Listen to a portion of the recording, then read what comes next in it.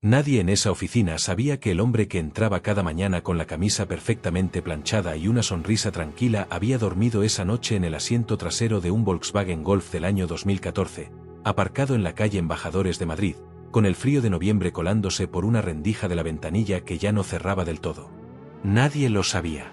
Y Daniel Reyes llevaba 217 días asegurándose de que así siguiera siendo. Cada mañana comenzaba igual. La alarma sonaba a las 5:45. No en un dormitorio, no junto a una mesilla de noche, sino en el bolsillo de su abrigo, que usaba como almohada. Tenía exactamente 2 horas y cuarto para transformarse. Primero, la mochila. Dentro había un sistema que había perfeccionado durante semanas, una bolsa hermética con su neceser, ropa interior limpia en bolsas de zip, 2 camisas dobladas con la precisión de quien trabaja en una lavandería, y una pequeña linterna que usaba cuando la farola más cercana no alcanzaba. Después, el gimnasio. Pagaba 27 euros al mes por una tarifa de acceso ilimitado a una cadena de gimnasios. Calculaba Daniel, la mejor inversión de su vida. Ducha caliente. Taquilla. Enchufes para cargar el móvil y el banco de energía portátil. Un espejo decente frente al que practicar la expresión correcta, la de un hombre que tiene a dónde volver. Salía del gimnasio a las 7:20. Camisa planchada, la plancha era de viaje, la cargaba en el maletero junto a un pequeño espejo de sobremesa y una caja de plástico con lo que quedaba de su vida organizada en categorías. A las 8:05 entraba por la puerta de cristal de Vidal y Asociados como si viniera del metro. Llevaba 8 meses en esa consultora financiera. 8 meses reconstruyendo algo que el mundo le había arrancado sin pedirle opinión. Era bueno en su trabajo, siempre lo había sido, y eso le dolía de una manera extraña, porque si era tan bueno, ¿cómo había llegado hasta aquí? La respuesta la conocía de memoria, pero había aprendido a no dejarla subir demasiado. Había una línea, invisible pero firme, entre los pensamientos que te ayudan a sobrevivir y los que te hunden. Daniel cruzaba esa línea con cuidado, como si caminara por el borde de algo muy alto. Esa mañana de martes, Sofía Montaner estaba esperando el ascensor con su termo gigante de café y una expresión de alguien que ha dormido exactamente 4 horas. «Dios, qué frío hace», dijo, sin dirigirse a nadie en particular. 6 grados esta noche, respondió Daniel.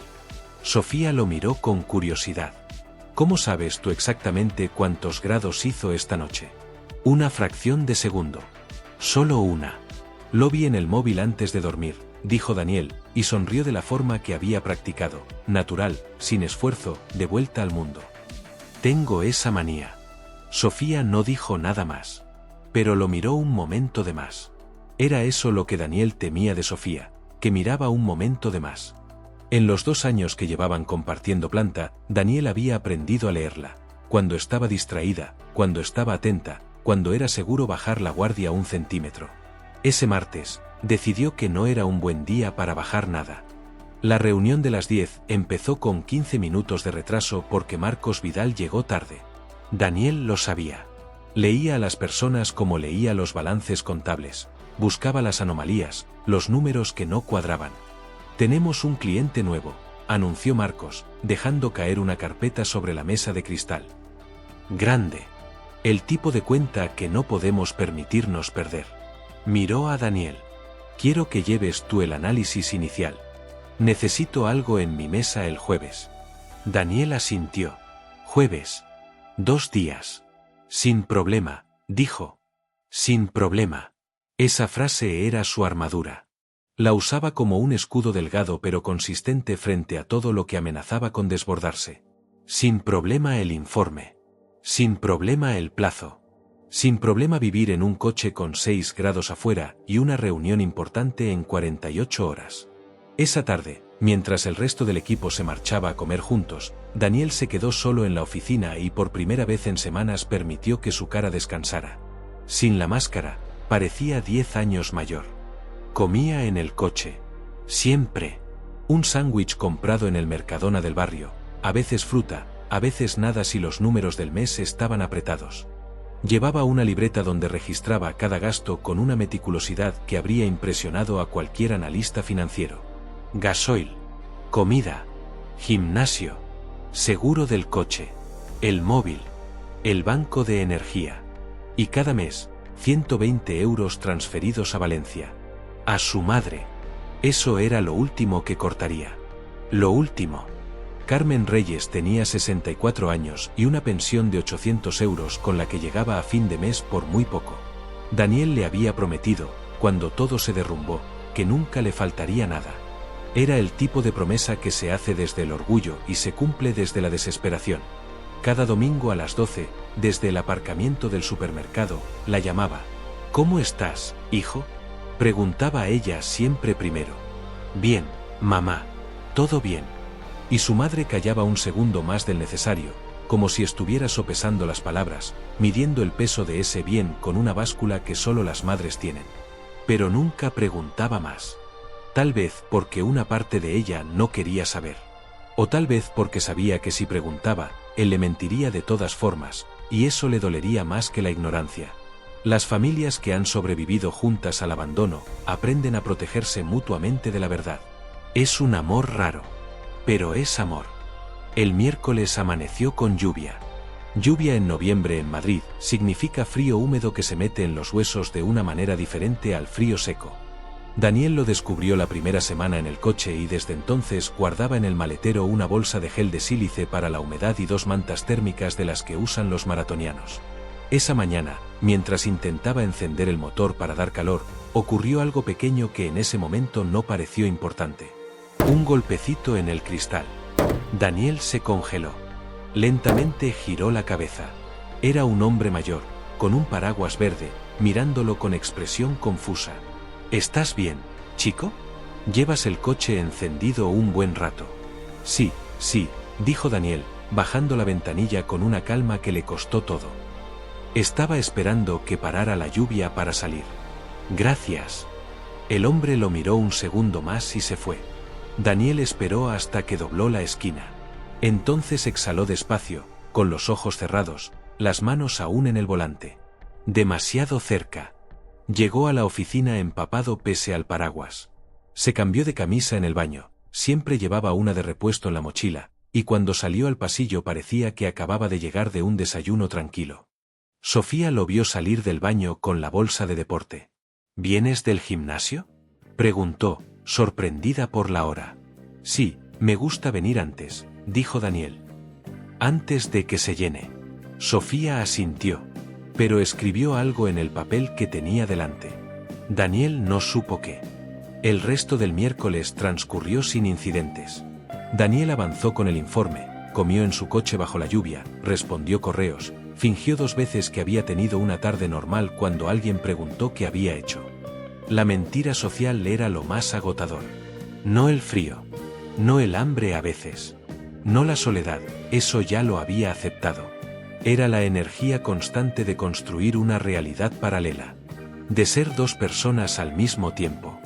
Esa noche, antes de dormir, sacó la libreta y escribió una sola línea, 218 días. Sigo de pie. El jueves llegó con el informe listo, impreso y con las proyecciones que Marcos había pedido. Daniel lo dejó en el escritorio de su jefe a las 8:45, antes de que llegara nadie. A las 11, Marcos lo llamó a su despacho. Esto está bien, dijo, lo cual en lenguaje de Marcos equivalía a excepcional. El cliente quiere una reunión el lunes. Presencial. Quiero que estés tú. Una cosa más, añadió Marcos, cambiando de tono. Se recostó en la silla. He recibido una llamada esta mañana. De un colega de otra empresa. Mencionó tu nombre. Daniel no movió un músculo. Así. Quería saber si seguías trabajando aquí. Marcos lo observaba con esa frialdad calculadora. ¿Sabes quién puede ser? Daniel repasó mentalmente todos los frentes abiertos de su vida anterior. Había demasiados posibles. No se me ocurre, dijo. A mí tampoco, dijo Marcos. Pero me gusta saber de dónde vienen las preguntas antes de que lleguen las respuestas. Era una advertencia. Elegante, pero advertencia. Perfectamente, dijo Daniel. Salió del despacho con el corazón latiendo demasiado rápido para un hombre que se suponía que no tenía nada que esconder. ¿Quién había llamado? ¿El abogado de la empresa que lo había señalado? ¿Alguien de la investigación que seguía abierta? ¿Un acreedor? Tenía pocas deudas, pero las que tenía eran con personas que no olvidaban. Pasó el resto de la mañana trabajando con una concentración que era en realidad pánico bien disfrazado. A la hora del almuerzo, en el coche, sacó el móvil y llamó a su abogado. El teléfono dio señal 4 veces. Luego saltó el buzón. No era un buen abogado. Era el que podía permitirse. Las comunicaciones eran esporádicas, breves, siempre con malas noticias administradas en pequeñas dosis para no abrumarlo de una sola vez. La última noticia había llegado 3 semanas antes. El procedimiento judicial seguía abierto. Nada había cambiado. Pero tampoco había empeorado. Mientras no empeore, le había dicho el abogado, como si eso fuera un logro. Daniel dejó el móvil en el asiento del copiloto y miró por el parabrisas la calle mojada, los transeúntes con sus paraguas, las terrazas vacías por el frío. Todo el mundo tenía a dónde ir. El viernes por la mañana, algo cambió. No fue dramático. No hubo señales. Fue Sofía, con su termo de café, sentándose en la silla frente a su escritorio, algo que no había hecho antes, y mirándolo de una manera diferente. Daniel, dijo, despacio. ¿Puedo preguntarte algo personal? El estómago de Daniel se contrajo. Depende de lo personal, dijo, con la sonrisa de siempre. ¿Estás bien? 3 palabras. Solo 3 palabras, pero dichas con una suavidad particular, sin trampa ni curiosidad superficial. Dichas de la forma en que se le pregunta a alguien cuando ya sabes que la respuesta va a ser mentira, pero preguntas de todas formas porque la persona necesita saber que alguien ve. Claro, dijo Daniel. ¿Por qué lo preguntas? Sofía apoyó el codo en la mesa y lo miró directamente. Porque llevas semanas comiendo solo. Porque siempre tienes ropa de repuesto aquí. Porque ayer vi que tenías el cargador enchufado desde las 7 de la mañana y el banco de energía en la mochila. Y porque nadie que esté bien necesita tantos sistemas de respaldo para el día a día. Daniel no dijo nada durante 3 segundos. 3 segundos que en su cabeza fueron una eternidad en la que evaluó cada salida posible, cada excusa, cada desvío conversacional. Soy muy organizado, dijo al fin. Siempre lo he sido. Sofía lo miró un momento más.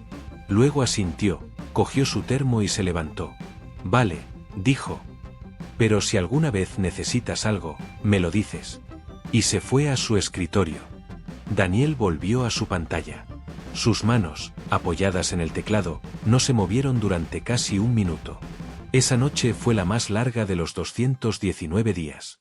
No por el frío, aunque esa noche bajó de 4 grados y Daniel tuvo que ponerse el abrigo encima de las mantas y usar el gorro de lana que guardaba en el maletero. Fue porque por primera vez en muchos meses, alguien había mirado en la dirección correcta. Y no había sido horrible. Eso era lo más perturbador. Había construido su soledad como un muro, ladrillo a ladrillo, con la convicción de que era protección. Ahora había una grieta pequeña, del tamaño de 3 palabras pronunciadas con cuidado, y en lugar de tapiarla de inmediato, Daniel se quedó mirándola en la oscuridad del coche. Recordó a Elena. La última noche antes de que se fuera, cuando él todavía creía que podría convencerla de quedarse. Le había dicho, solo necesito tiempo. Voy a arreglarlo todo. Y ella había respondido, el problema, Daniel, es que no dejas que nadie te ayude a arreglarlo. El sábado era su día más difícil. Entre semana, la oficina le daba estructura. Un lugar a donde ir, una razón para estar presentable, horas que pasar siendo alguien. El fin de semana no tenía excusa para ningún sitio. Los sábados conducía. A veces sin destino fijo, a veces hasta las afueras, a veces al Parque del Retiro, donde aparcaba y caminaba durante horas. Era gratuito. Era hermoso. Y nadie en el Retiro le preguntaba por qué estaba solo. Ese sábado, mientras caminaba junto al estanque, sonó el móvil. Era un número desconocido. Lo dejó sonar. Volvió a sonar. Lo cogió. ¿Daniel Reyes? Una voz de hombre, joven, ligeramente nerviosa. Sí, soy Adrián Solís. Quizás no me recuerdas. Trabajé contigo en Grupo Hereford, en el departamento legal. Daniel recordó inmediatamente. Adrián. 26 años cuando estalló todo. El chico que siempre llegaba antes que nadie y se iba el último. El que había llorado en el pasillo el día del cierre. Te recuerdo, dijo Daniel. Necesito verte, dijo Adrián. Tengo algo importante. Algo que cambia todo. Quedaron esa misma tarde, en una cafetería del barrio de Malasaña. Daniel llegó antes. Siempre llegaba antes. Era una costumbre que venía de la época en que llegaba a los sitios para evaluar salidas de emergencia. Adrián entró 15 minutos tarde. Estaba más delgado que en los tiempos de Grupo Hereford, con ojeras y la tensión de alguien que lleva tiempo cargando algo pesado. Se sentaron. Pidieron café. Y Adrián abrió una carpeta.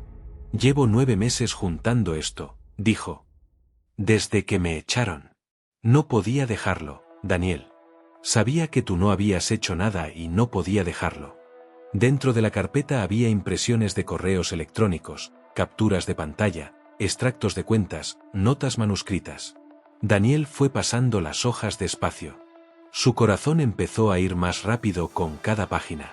¿Qué es esto?, preguntó, aunque ya estaba empezando a entenderlo. Es la prueba, dijo Adrián. De que quien llevaba el dinero no eras tú. Era Ferran, el director financiero. Tú eras el escudo, Daniel. Te pusieron delante a propósito. Daniel conocía esa teoría. La había barajado desde el principio. Pero una teoría sin pruebas no era nada, lo había aprendido de la peor manera. Esto era diferente. Esto eran pruebas. Pasó la siguiente hora leyendo cada documento.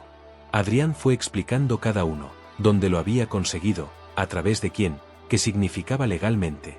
No era abogado, pero había dedicado 9 meses de su vida a entender exactamente cómo funcionaba este tipo de fraude. Cuando Daniel levantó la vista de la última página, tuvo que hacer un esfuerzo para hablar con calma. ¿Por qué hiciste esto? Adrián lo miró con esa honestidad joven que todavía no ha aprendido a disimularse. Porque tengo un hermano que podría ser tú dentro de 20 años. Porque cuando todo pasó, te vi en el pasillo el último día y tenías la cara de un hombre al que le habían robado algo que no se puede comprar. Y porque no podía dormir sabiendo que tenía la posibilidad de arreglarlo y no lo hacía. Daniel no dijo nada. Por primera vez en 220 días, no tenía nada que decir. Si esta historia te está llegando al alma, si sientes lo que sintió Daniel en ese momento en el que por fin alguien luchó por él, dale like a este vídeo. Suscríbete al canal si todavía no lo has hecho, porque hay muchas historias como esta esperándote. Y cuéntame en los comentarios, ¿tú habrías hecho lo que hizo Adrián? ¿Habrías dedicado 9 meses de tu vida a salvar a alguien que lo estaba pasando solo en silencio? Salió de la cafetería con la carpeta bajo el brazo y caminó durante 40 minutos sin rumbo fijo. No pensaba, o pensaba demasiado, que a veces es lo mismo. Había un antes y un después de esa carpeta. Pero el después daba miedo. El después implicaba abrir todo de nuevo. El juicio, los abogados, las declaraciones, los artículos, su nombre circulando otra vez. Y también implicaba, si las pruebas eran lo que parecían, algo que no había permitido que su cabeza pronunciara claramente en mucho tiempo. La posibilidad de volver. Esa noche, aparcado en su calle de siempre, Daniel no pudo dormir.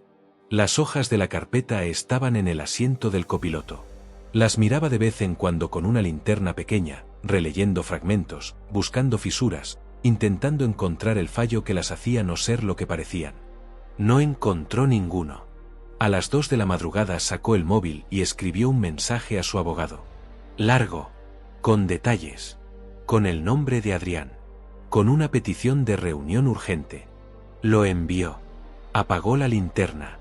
Y por primera vez en muchos meses, se quedó dormido antes de las 3. El lunes llegó con el peso de la reunión con el cliente importante de Marcos.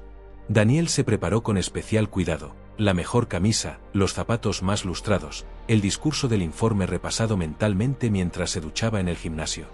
Y entonces, a las 9:15, cuando entró al edificio y saludó a la recepcionista, vio algo que le heló la sangre. Aparcado en doble fila frente a la entrada, reconocible aunque hubieran pasado casi 3 años, el BMW gris de Ferran Castillo. Ferran Castillo. El director financiero de Grupo Hereford. El hombre cuyo nombre aparecía en cada uno de los documentos de la carpeta de Adrián. El hombre que, si todo era cierto, había destruido su vida de forma deliberada y calculada.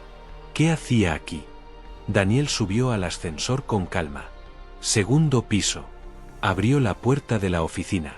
Todo estaba normal, Sofía con su termo, los compañeros entrando, el run habitual de una mañana de lunes. Se sentó en su silla y buscó a Marcos con la mirada. La puerta del despacho estaba cerrada. Esperó. A las 10 menos cuarto, la puerta del despacho se abrió. Marcos salió con una expresión que Daniel no supo descifrar del todo. Detrás de él salió Ferran Castillo. 2 metros de pasillo.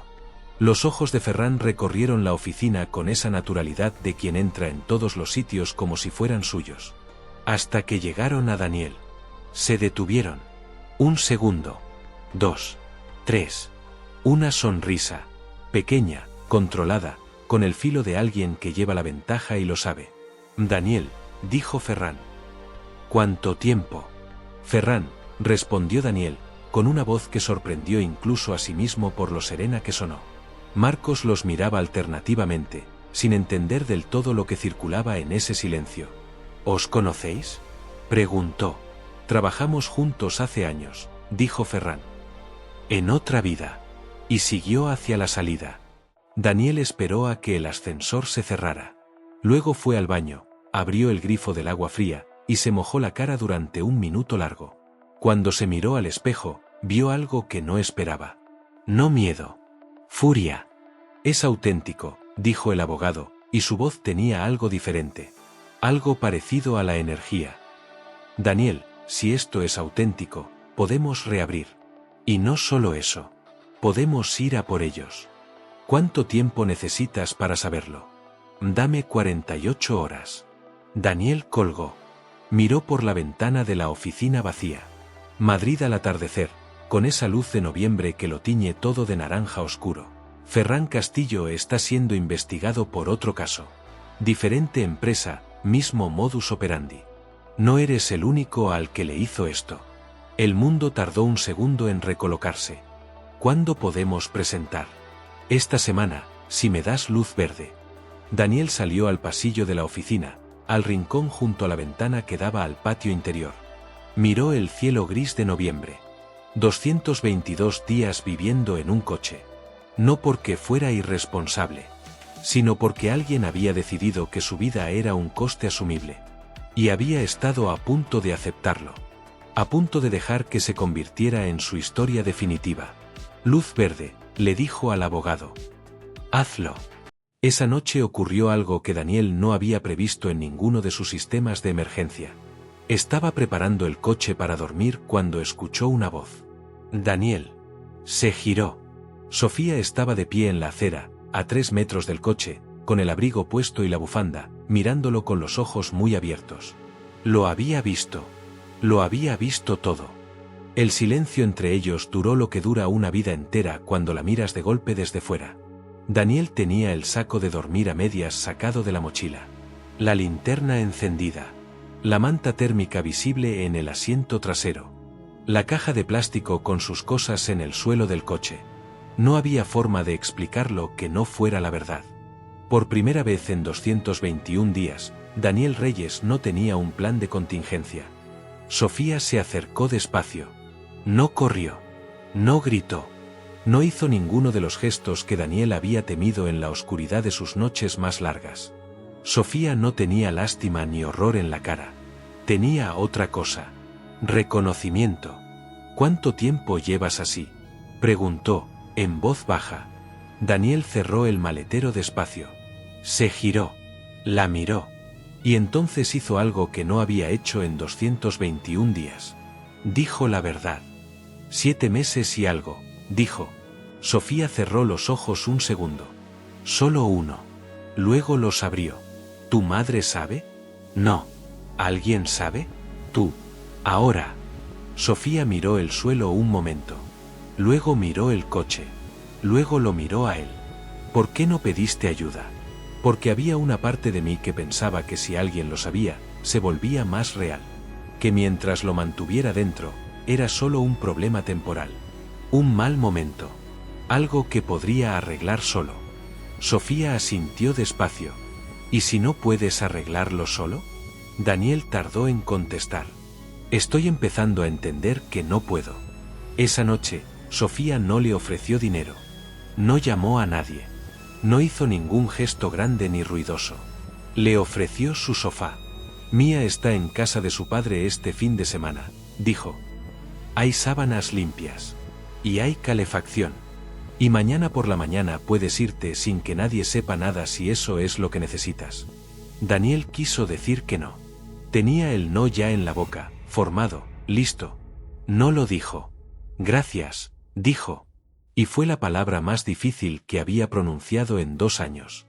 El piso de Sofía era pequeño, luminoso, con dibujos de una niña de 6 años pegados con imanes en la nevera y una estantería llena de libros. Olía a vela de vainilla y a café. Daniel se quedó de pie en el salón un momento. Era el lugar más cálido en el que había estado en meses. Daniel estuvo en la ducha mucho más tiempo del que necesitaba. El agua caliente, sin límite de tiempo, sin tener que mirar si había alguien esperando fuera, sin el olor a cloro del vestuario del gimnasio. Era una cosa pequeña. Era una cosa enorme. Cuando salió, había tortilla francesa y tostadas sobre la mesa. Sofía estaba sentada con su libro, dándole espacio sin ausentarse. Comieron hablando de cosas normales. Del informe del lunes. De una serie que los dos habían visto. De que el café de la máquina de la oficina era una amenaza para la salud pública. Solo al final, cuando recogían los platos, Sofía dijo, no tienes que contarme nada que no quieras contar. Pero si quieres hablar, tengo tiempo. Daniel colocó el último plato en el escurridor. Se apoyó en la encimera. Y habló. 1 hora y 40 minutos. Grupo Hereford. Ferran Castillo. El juicio. Los ahorros. El piso. Elena. Los 221 días. Todo. Sofía escuchó sin interrumpir. Sin hacer la cara que él había temido. Cuando terminó, ella dijo, ¿entonces tienes pruebas? Sí. Entonces hay una salida. Sí. ¿Y qué te detiene? El miedo, dijo Daniel. Si abro todo esto, vuelvo a estar expuesto. La última vez me destruyó. Y no sé si puedo sobrevivir otra vez a que me destruyan. Sofía lo miró sin apartar los ojos. La diferencia es que la última vez estaba solo. Y esta vez tienes pruebas. Y tienes al menos una persona que sabe la verdad y no va a irse a ningún lado. Esa noche Daniel durmió en el sofá de Sofía con una manta azul que olía a suavizante. Durmió de un tirón hasta las 7:15. La primera vez en semanas que no se despertó con el frío. Esa mañana, al despertar, supo exactamente dónde estaba. Era suficiente. El martes, el abogado llamó a las 11. Es auténtico, dijo. Lo que tiene Adrián Solís es más que suficiente para solicitar la reapertura del caso. Y hay algo más. Ferran Castillo está siendo investigado por otro caso. Diferente empresa, mismo modus operandi. No eres el único al que le hizo esto. El miércoles por la noche, Daniel llamó a su madre. No era domingo. No era la hora de siempre. Era desde el sofá de Sofía. Daniel, dijo su madre al descolgar. ¿Estás bien? Sí, mamá. Pero necesito contarte algo. Llevo un tiempo pasándola mal, empezó. De verdad mal. Y no te lo dije porque eres igual que tu padre en lo malo, dijo Carmen suavemente. Y en lo bueno también, pero en esto eres igual. ¿Lo sabías? Preguntó. Llevaba meses notando algo raro en tu voz, dijo Carmen. Una madre nota cuando su hijo habla desde un sitio que no es su casa. Es algo en el eco. En los ruidos de fondo. Un sollozo. De ella, primero. Luego de él. Hacía 2 años que Daniel no lloraba. Ahora lloraba, y la resistencia no se iba. Era todo lo contrario. ¿Tienes dónde quedarte? Preguntó Carmen. Sí, mamá. Sí. ¿De verdad o me lo dices para que no me preocupe? De verdad. Hay alguien que me está ayudando. Daniel miró hacia la cocina, donde Sofía estaba haciendo café fingiendo no escuchar. Una buena persona, dijo. De las de verdad. El jueves, Marcos lo llamó a su despacho. La llamada que recibí la semana pasada era de un abogado. Preguntando por ti. Por tu historial. Le dije que no tenía nada de qué preocuparme. Lo que me pregunto es si alguien está intentando presionarme a través de ti. ¿Tengo razón? Daniel evaluó sus opciones en 2 segundos. Podría mentir. Era lo que habría hecho 7 meses antes. O podía confiar. Sí, dijo. Hay alguien que tiene interés en que yo parezca un problema. Y esa razón está a punto de hacerse pública. Marcos lo miró un largo momento. ¿Necesitas tiempo? No. Lo que necesito es que si alguien vuelve a llamar, me lo digas antes de responder. Marcos asintió, una vez, seco. Hecho. 3 semanas después, el proceso legal se reactivó oficialmente. La prensa económica tardó 48 horas en recogerlo. El nombre de Ferran Castillo apareció en 3 titulares. El nombre de Daniel también, pero esta vez de otra manera, como la persona que había aportado pruebas clave. Era un cambio pequeño en la gramática. Era un cambio enorme en el significado. Daniel leyó los artículos desde un apartamento de alquiler en el barrio de Lavapiés. Pequeño, con el suelo de madera viejo y una ventana que daba a un patio interior. La primera noche que durmió allí, puso la alarma para las 5:45 por costumbre. A las 5:46 la apagó. Y durmió hasta las 8. Hubo una tarde de diciembre en la que Daniel se sentó en el suelo del cuarto de baño de su nuevo apartamento porque las piernas simplemente no quisieron aguantar más. Estuvo allí, con la espalda contra la bañera, respirando, recordando todo lo que había sobrevivido. Y luego se levantó. La noche del 22 de diciembre, Daniel fue en coche a Valencia. Llegó a las 9 de la noche. La puerta del piso de su madre tenía la misma cerradura de siempre. El mismo felpudo. El mismo olor a guiso y a la lavanda del ambientador que Carmen compraba siempre igual, desde que Daniel tenía memoria. Llamó al timbre. Su madre abrió la puerta. Y no dijo nada. Solo lo abrazó. Era el abrazo de una mujer que llevaba meses sin dormir bien. El abrazo de alguien que ha esperado con paciencia una noticia que no llega. Daniel la abrazó de vuelta.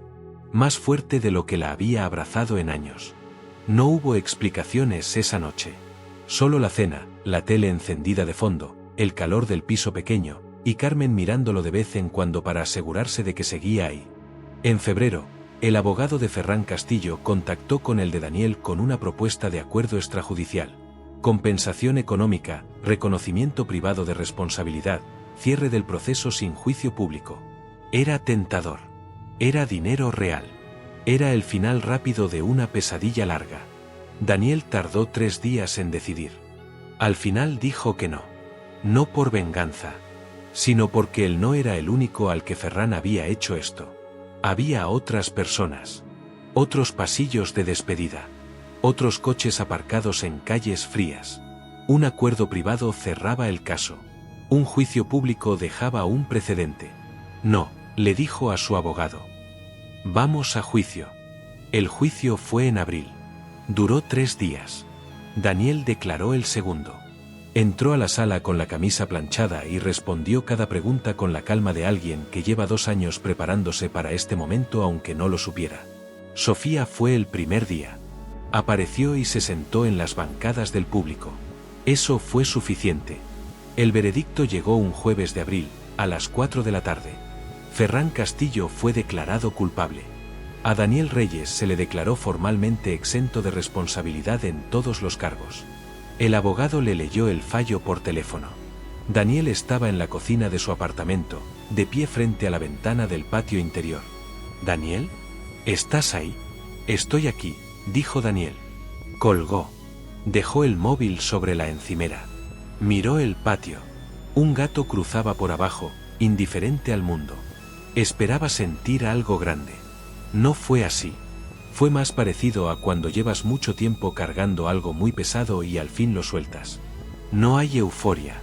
Hay solo el extraño y suave descubrimiento de lo que es no cargar. Y era suficiente. Hay una calle en Madrid, en el barrio de Embajadores, donde un Volkswagen Golf del año 2014 estuvo aparcado durante 7 meses y algo. La calle no lo sabe. Los vecinos no lo recuerdan. El asfalto no guarda memoria de las noches de frío, de los amaneceres con niebla, de las alarmas a las 5:45. Las ciudades son así. Absorben las historias sin archivarlas. Pero las personas no. Daniel Reyes pasó por esa calle un domingo de julio, caminando sin prisa, con las manos en los bolsillos. Se detuvo frente al hueco donde siempre aparcaba. Había un coche diferente. Un Renault azul con una sillita de bebé visible en el asiento trasero. Daniel lo miró un momento. Y siguió caminando. Porque eso es lo que hacemos. Seguimos caminando. No porque el dolor desaparezca, no porque la vida sea justa, no porque los que nos hicieron daño siempre paguen el precio que merecen a tiempo. Seguimos caminando porque hay personas que aparecen con una carpeta llena de pruebas que recogieron durante 9 meses porque no podían dormir. Porque hay personas que ponen sábanas limpias en su sofá sin hacerte sentir que les debes algo. Seguimos caminando porque la dignidad, como aprendió Daniel Reyes en 221 noches de frío, no está en el lugar donde duermes. Está en cómo te levantas. Y en que, llegado el momento, eres capaz de soltar el volante y dejar que alguien más te ayude a encontrar el camino. Gracias por haber llegado hasta aquí. Si la historia de Daniel te ha movido algo por dentro, dale like si te ha llegado al corazón. Suscríbete al canal para no perderte las próximas historias. Y déjame en los comentarios, ¿has conocido alguna vez a alguien como Daniel? O quizás tú mismo has vivido algo parecido. Nos leemos abajo. Hasta la próxima historia.